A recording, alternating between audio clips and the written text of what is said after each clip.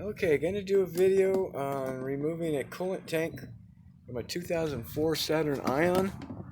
Let me move my tripod a little bit. There's my 2004 Saturn Ion. Had that guy for like 12 years. Still serving me well. Still running like a top. Gotta keep it till it don't run no more. Okay, the coolant. I'm taking this video with a cell phone. Sun's beating down, so I'm going to try to do my best here. Okay, coolant light was coming on. Was intermittent, was coming off and on, and as time went by, it started coming on more and more and stayed on almost all the time. It was all caused by a faulty sensor, coolant sensor, in the bottom of the coolant tank. Coolant tank's right there.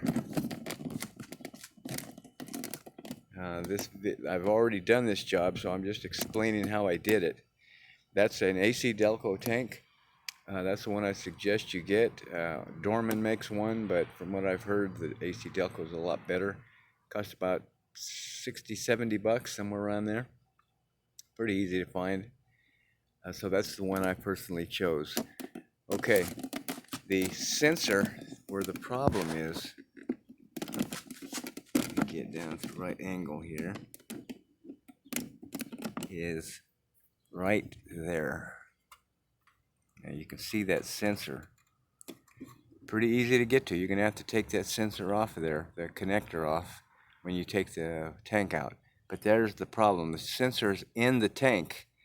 It's not serviceable, so you have to replace the tank to, fix a damaged sensor. So when you take it off, you have to take that off. Real easy to get to, so I can reach right down there and grab it. You could actually put a jumper on it if you wanted to just get rid of the light as a nuisance. You pull the connector off, and then you put a jumper, it's a two-prong connector. Put a jumper in it, and it'll bypass, and the coolant light will stay out. So there's a way to get you by if you're tired of seeing that coolant light on your dash. If you go that route, you just have to keep an eye on it, because if you ever did actually get low on coolant, you're not going to know, because that coolant light's not going to come on and tell you. So that's just kind of a temporary deal. It works because I tried it.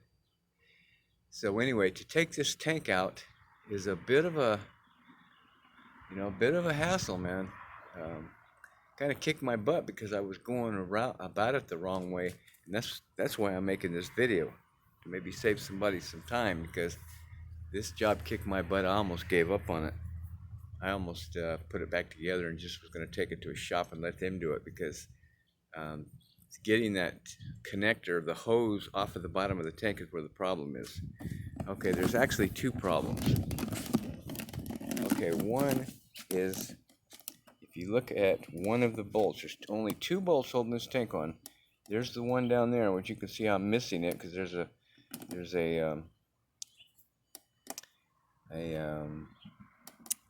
connector down there. It's like clips onto the inside of the frame, and then the bolt screws into the connector, and that's the part I lost. The other one is right here. It's a 10 millimeter nut, and you can see there's the problem right there.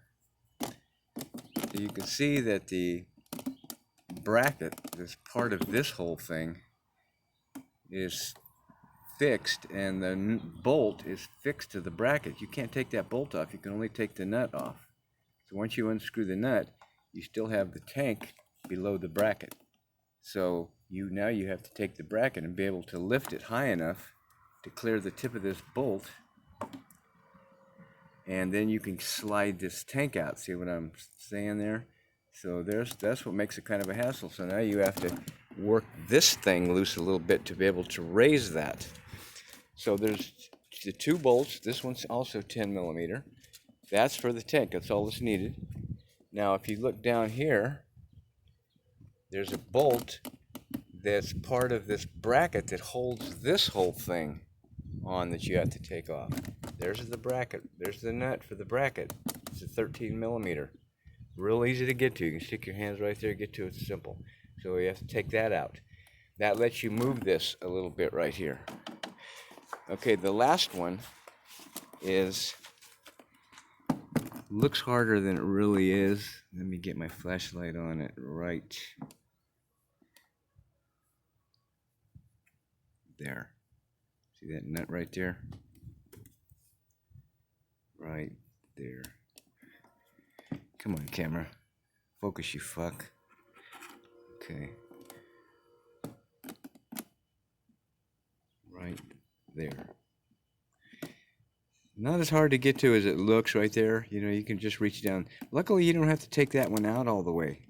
That's the identical same one as this one. Damn,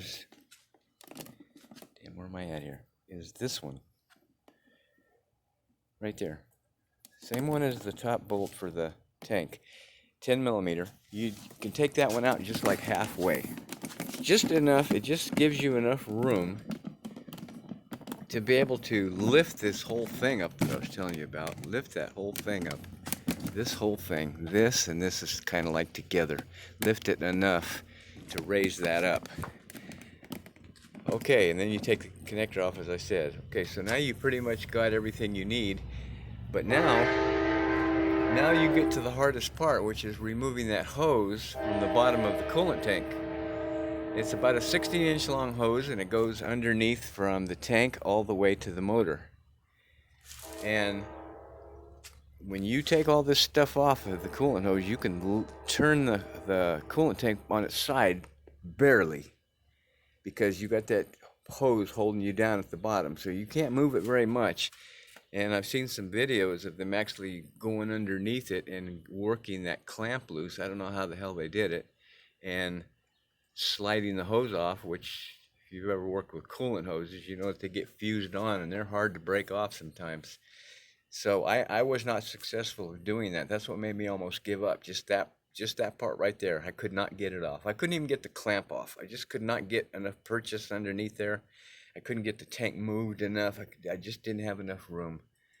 And then I started thinking, well, let's try something else. So I traced the hose back to where it hooked to the motor, and I'll show you that.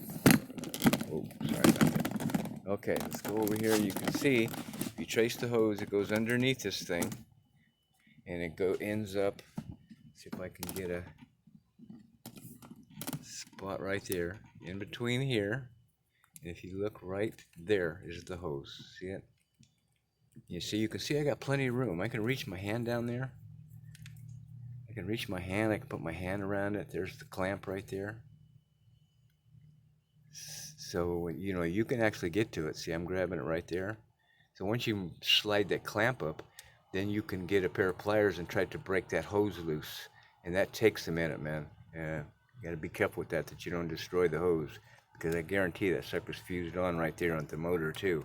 But anyway, you can see how much more room I got right there than you do trying to manhandle it underneath that tank. So once you get that loose, then you're pretty much done. Your job's pretty much done, because it's a piece of cake from there on out. You've already worked this piece up and got your tank free, so you just turn your tank a little bit, pull it straight out that way,